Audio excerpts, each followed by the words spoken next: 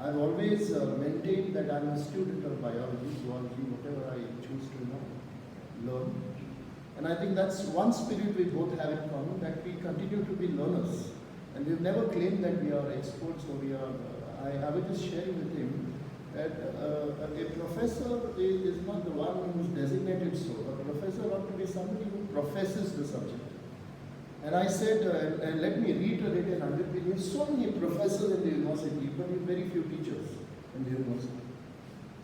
I hope you understand what I'm trying to talk about. In present times, most so-called neoliterate generation is so hooked on and addicted to PowerPoints and this, the art and the craft of communication, which he is a master of, is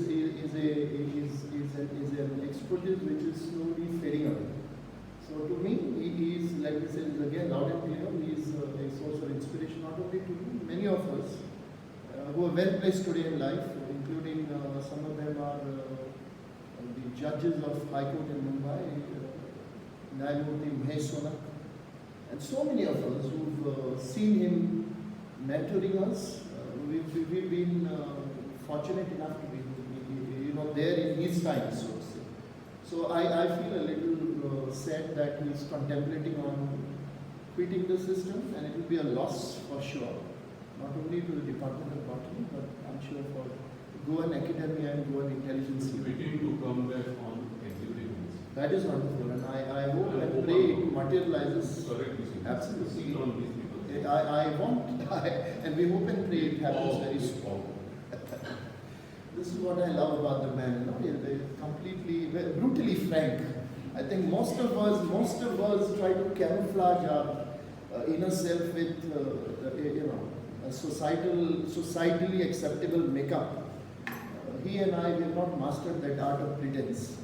That's what we had in common. So that probably is the reason I too don't gel very well with many people, and I'm sure that's true about Dr. Nandkumar. Those of you who know me will say he's not a very social person, and many of you would also say the same about Dr. Nandkumar. But that's interestingly what brings us together. We have some common issues which concern us.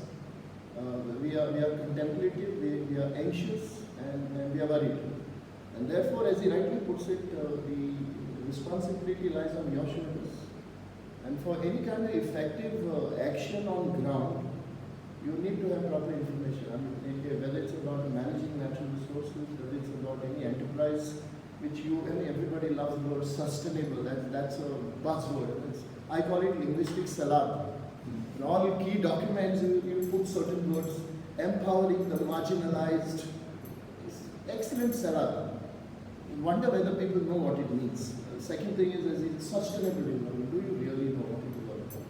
So nonetheless, I mean, these are impressive words. This vocabulary probably works with the policymakers and the funding agencies and tend to have your proposals getting facilitated very fast. Well, I think with that, let me once again be extremely grateful for this occasion that you allowed me to interact with your group. I have to also admit that by training I am a marine zoologist. I did my master's in marine zoology from Mumbai University. Thereafter, I have been an academic flirt. I've been flirting with a lot of subjects. Again, something in common with Dr. Kamath. I started as a general zoologist from Temple College, went to Mumbai Institute of Science. I pursued my master's in marine zoology. Never wanted to be a teacher. I had this dream of joining the National Institute of Oceanography, but way back in the mid-80s, I presume, when I came back in 87, I was told, I remember two stalwarts of the National Institute, Dr. Wag and Dr. Parulekar, both these extraordinary scientific leaders no more today. We don't have them, but they said, sorry boy, we have no place for you. And I was pretty disillusioned with whatever I learned in Mumbai, and I said, what do I do? Next best option was for me to go to my alma mater in Temple College and say, can I be founded? So they said, all right. I still remember with a lot of gratitude, Principal Natkani. He said, well, I mean, I'll let you teach, but I will not give you salary. I said, sir, but when I work, I ought to get something. He said, no, you may work, but you are not eligible to work because results were not declared. So So he said, I will pay you from the day your results are declared. You know? So I worked for 2 months without salary. Wasn't a big time person. And then it was a leave vacancy. So by the end of the term, I think I was asked to quit. And then came this opportunity my way, which is where I've kind of been firmly rooted with this employer of mine, the Apostolic Common Institute. I've been with Common College for the last 30 years. I've been with Common College for the last 31 years, probably. It's quite some time. What a grey scalp now. Both of us choose not to color it.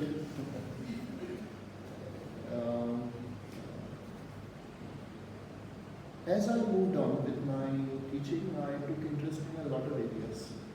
And somewhere in '94, I thought I had enough funding with me to move back to Mumbai. And I didn't want to text my father for my further studies. I said, let me accumulate some resources and move back to Mumbai. And that's what I did. After working for about 5 years, I went back to Mumbai, registered myself for a PhD in endocrinology reproduction, which had nothing to do with marine zoology. In '94, I got pretty interested in, and that was the time when the whole environmental movement was consolidating, and I registered for a master's program in ecology and environment. Look at that, marine zoology, endocrinology reproduction, back again, environmental ecology, and then I asked my management whether I was able to continue with the expertise that I picked up, that I specialize in ultrastructure, that I use electron microscope. Kamath very kindly told me that you have facility in your department. I used to often depend on National Institute of Oceanography, and now they have it in NCR also. But my management was very frank in telling me that it will not be possible for them to have that kind of investment. It probably runs into crores. So I started reflecting on that situation, feeling pretty frustrated because I wasn't publishing anything. Then it struck me that the best and the biggest lab you can ever have a free access to, where there are no limitations of timing, nobody's going to ask you to get out of the lab, and you're not going to end up spending lots of money on reagents and sophisticated paraphernalia, is of course the field. I mean, you step out of your college or wherever, and you have the whole field before you. You only need to have a keen eye for observation, perseverance, patience, and a little bit of interpretative skills. And I started looking at the whole domain of biodiversity, and it has worked very well for me. From 2000 till 2018, we have, I hope I don't sound boisterous, but we have generated a lot of data on different taxa. We have been attempting to document species. I also got interested in a lot of cross-cutting themes. NBSAP, National Biodiversity Strategy and Action Plan, which was of course a very ambitious World Bank supported exercise which Dr. Kamath was guiding the whole, though he gives credit to Dr. Lord Alvarez. It was basically Dr. Kamath was the lead author. I remember 3 people, Vidyadhar Gadgil, Dr. Kamath and me. We 3 wrote the Goa State Biodiversity Strategy and Action Plan, which is in public domain. And it was a tough exercise. I still remember, with minimum funding available to us. In between, I had the good fortune of meeting Dr. Untwale at the National Institute of Oceanography. He asked me once, would you like to do some research? I said, of course, why not? He said, many a times when I've been surveying mangroves in the Kumbazoa fringe, which incidentally is one of the most luxuriant patches, and a good density and diversity as well. He said, I've seen a lot of crocodiles, and we know nothing about it.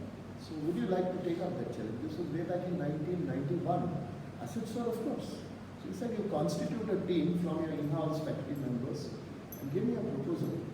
So we wrote a proposal, and unlike the present times when your funding requirements run into crores, believe it or not, we did a 2-year-long study on the crocodiles of Kumbazoa Canal and the conservation status for a whopping 19,000 rupees. Did you hear me? 19, not even 20. 19,000 rupees. We managed to do extensive and intensive field work for 2 years. And then took shape the first document ever on the conservation status of Crocodilus palustris, a species that we have in our state. We attempted animation on multiple occasions. We came across something fascinating, as fascinating as the fact that crocodiles are worshipped in our state by the Hindu Gauda community. And that's when I realized there's a social side to biology. You see, we've been carrying on in the legacy of the British, who forced and probably imposed that exclusionary principle of conserving nature on us. They always had this impression that people know nothing. They never took people on board, right? And today, if you look at the spirit of the biological diversity rules, it rather underpins the fact that people should be taken on board. In fact, the words like barefoot ecologists, People's Biodiversity Register are a testimony that people have the wisdom, the traditional wisdom of managing the resources. So that wasn't what it was earlier, right? So that's when I met some extremely knowledgeable but not qualified people. I still remember with immense gratitude a fisherman whose name was Thanu Bomkar. He is no more. He was my first teacher on crocodile biology. I never learned crocodile biology from any books or anything like that. Why am I sharing this with you? Because my understanding of ecotourism started with my work on crocodiles. It's a very interesting story that this reptile, which was ignored by the state and by the private entrepreneurs, nobody imagined that in the crocodiles of Kumbarswa lies an untapped ecotourism resource which could probably address the livelihood issues coupled with the conservation value for that Schedule 1 species. See, crocodiles are Schedule 1 species as per Indian Wildlife Protection, which means they have the highest protection and conservation attention that is due to them. Today you hear about crocodiles in a very negative light. The incidents of man-crocodile conflicts are on the rise. They've been I would not say trespassing. They've been kind of reported from human settlements. Some years ago, we've had a crocodile walking right on the Miramar shore.